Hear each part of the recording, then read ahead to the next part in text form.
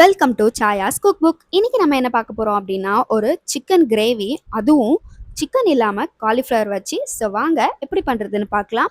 ஒரு பெரிய காலிஃப்ளவரை சின்ன சின்ன பீசஸா அரிஞ்சு, அது கூட 1 டேபிள் ஸ்பூன் மஞ்சத்தூள், 1 டேபிள் ஸ்பூன் சால்ட் ஆட் பண்ணி ஒரு பாத்திரத்துல தண்ணி வச்சு வேக வச்சு எடுத்துக்கலாம். எப்போதுமே காலிஃப்ளவரை நம்ம பச்சையாக சேர்த்துக்க கூடாது. இந்த மாதிரி ஒரு வாட்டி அது பாயில் பண்ணிட்டு தான் சேர்த்துக்கணும். அது வெந்துட்டு இருக்கட்டும். மீன்வாயில் நம்ம வெஜிடபிள்ஸ் எல்லாம் எடுத்துக்கலாம். நான் 2 பெரிய வெங்காயம் எடுத்திருக்கேன், அதை பெருசு பெருசாக அரிஞ்சிருக்கேன். 2 தக்காளியும் பெருசு பெருசாக அரிஞ்சு எடுத்திருக்கேன். அப்புறம் இஞ்சி, பச்சை மிளகா, புதினா, ஒரு கொத்து கருவேப்பிலையும் எடுத்திருக்கேன். பட்டை சாமான் வந்து சோம்பு, ஏலக்காய், பிரியாணி இலை, பட்டை இது எல்லாமே எடுத்திருக்கேன். பூண்டு மட்டும் பூண்டும் நீங்கள் ஆட் பண்ணிக்கோங்க. ஸோ இப்போ நம்ம வந்து ஸ்டவ் ஆன் பண்ணிவிட்டு ஒரு பாத்திரத்தில் எண்ணெய் ஊற்றிட்டு, எண்ணெய் காஞ்சதுக்கப்புறம் கருவேப்பிலை, நம்ம கட் பண்ணி வச்சுருக்க பச்சை மிளகா, இது எல்லாத்தையும் நல்லா சேர்த்து வதக்கிக்கலாம். நான் எல்லாத்தையும் பெருசு பெருசாக அரிஞ்சிருக்கேன் அப்படின்னா, இது எல்லாத்தையும் நல்லா வதங்கினதுக்கப்புறம் நான் மிக்சி ஜாரில் சேர்த்து ஃபைன் பேஸ்ட்டாக அரைச்சி எடுத்துக்க போகிறேன். அதுக்கப்புறம் இஞ்சியும் போட்டு வதக்கிக்கலாம். ஸோ இஞ்சியும் நல்லா வதங்கினதுக்கப்புறம் நம்ம அரிஞ்சு வச்ச வெங்காயத்தையும் சேர்த்துக்கலாம். வெங்காயம் நல்லா வதங்கினதுக்கப்புறம் ஒரு கொத்து புதினா எடுத்திருக்கேன், அதையும் நம்ம இது கூடவே சேர்த்துக்கலாம். இதையும் நல்லா ஒரு சேர வதக்கி விட்டுக்கோங்க. இதெல்லாம் நல்லா வதங்கினதுக்கப்புறம் நம்ம கட் பண்ணி வச்ச டொமேட்டோவையும் இது கூட சேர்த்துக்கலாம். இது நல்லா வதங்கி வரணும். எல்லாம் ஒரு சேர வதங்கி வந்ததுக்கப்புறம் ஸ்டவ் ஆஃப் பண்ணிவிட்டு கூல் டவுன் பண்ண வச்சுருங்க. மீன்வாயில் அந்த சைடு பார்த்தீங்கன்னா காலிஃப்ளவர் நம்ம வேக வச்சிருந்தோம் இல்லையா, அதுவும் நல்லா ஒரு 10 மினிட்ஸ்க்கு வெந்து வந்துருச்சு. அதையும் ஆஃப் பண்ணிடலாம். அதை ஆஃப் பண்ணிவிட்டு ஒரு ஓரமாக எடுத்து வச்சுருங்க. எக்ஸஸ் வாட்டரை ட்ரெயின் பண்ணி வச்சுருக்கேன், அதையும் ஓரமாக வச்சிடலாம். இப்போ இதுவும் நல்லா ஆறிடுச்சு. இதை நம்ம மிக்சி ஜாரில் சேர்த்து ஒரு ஃபைன் பேஸ்ட்டாக அரைச்சி எடுத்துக்கலாம்.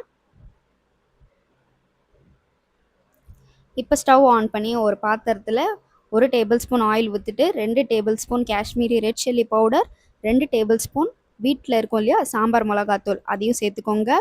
இது வந்து லோ ஃப்ளேமில் இருக்கணும். ஏன்னா இந்த மசாலா ஐட்டம்ஸ் டேரெக்டாக நம்ம ஆயிலில் போட்டிருக்கிறதுனால டக்குன்னு பிளாக் கலராக மாறிடும். ஸோ அதனால் ரொம்ப லோ ஃப்ளேமில் வச்சு வதக்கி விட்டுக்கோங்க. அதுக்கப்புறம் நம்ம வேக வச்சு வச்சுருக்க காலிஃப்ளவரையும் இது கூடவே சேர்த்துக்கலாம். இதை நல்லா பரட்டி எடுத்துக்கோங்க. இது எப்படின்னா ஒரு நம்ம ஷாலோ ஃப்ரை பண்ணுற மாதிரி. இது நல்லா ஃப்ரை ஆனதுக்கப்புறம் தான் நம்ம கிரேவியே ரெடி பண்ண போகிறோம்.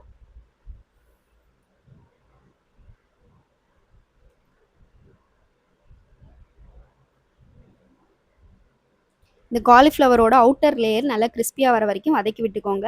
மீன்வாயில் நம்ம இதை அரைச்சி எடுத்தாச்சு அந்த பேஸ்ட்டையும். ஸோ இப்போ ஒரு பாத்திரத்தில் எண்ணெய் ஊற்றிட்டு, எண்ணெய் காஞ்சதுக்கப்புறம் ஏலக்காய், பட்டை, பிரியாணி இலை, இது எல்லாத்தையும் சேர்த்து வதக்கிக்கோங்க. அதுக்கப்புறம் சோம்பு 1 டேபிள் ஸ்பூன் அதையும் சேர்த்துக்கிறேன், அதையும் நல்லா வதக்கிக்கோங்க. இதெல்லாம் வதங்கினதுக்கப்புறம் நம்ம அரைச்சி வச்சுருக்கோம் இல்லையா, அந்த பேஸ்ட்டை இந்த ஆயிலில் நம்ம சேர்க்க போகிறோம். ஸோ இது சேர்க்கும் போது கொஞ்சம் பின்னாடி தள்ளி இருந்துக்கோங்க. நல்லா வந்து கொதிக்கும் போது பபிள்ஸ்லாம் வந்து மேலே படுது. ஸோ அதனால் கொஞ்சம் தள்ளி வந்து நின்றுக்கோங்க. ஸோ இப்போ இதை நல்லா மிக்ஸ் பண்ணிவிட்டு லோ ஃப்ளேம்லேயே வச்சுக்கோங்க. ஸோ காரம் கொஞ்சம் கம்மியாக இருக்க மாதிரி இருந்தது, அதனால் நான் இன்னொரு டேபிள் ஸ்பூன் காஷ்மீரி ரெட் சில்லியும் சேர்த்துக்கிறேன்.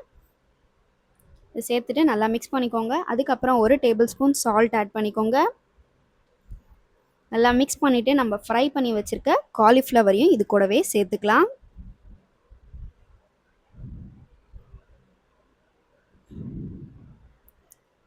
ஆக்சுவலாக அந்த ஷாலோ ஃப்ரை பண்ண காலிஃப்ளவரை வெறுமனே சாப்பிட்றதுக்கே நல்லா தான் இருக்கும். பட் நம்ம வந்து கிரேவி பண்ண போகிறோம், அதனால் இது கூட நான் ஆட் பண்ணியிருக்கேன். நீங்கள் அது வேணால் கொஞ்சம் போர்ஷனை மட்டும் எடுத்து அது சைட் டிஷ்ஷாக கூட வச்சுக்கலாம். ஸோ இப்போ இதை நல்லா மிக்ஸ் பண்ணி விடுங்க.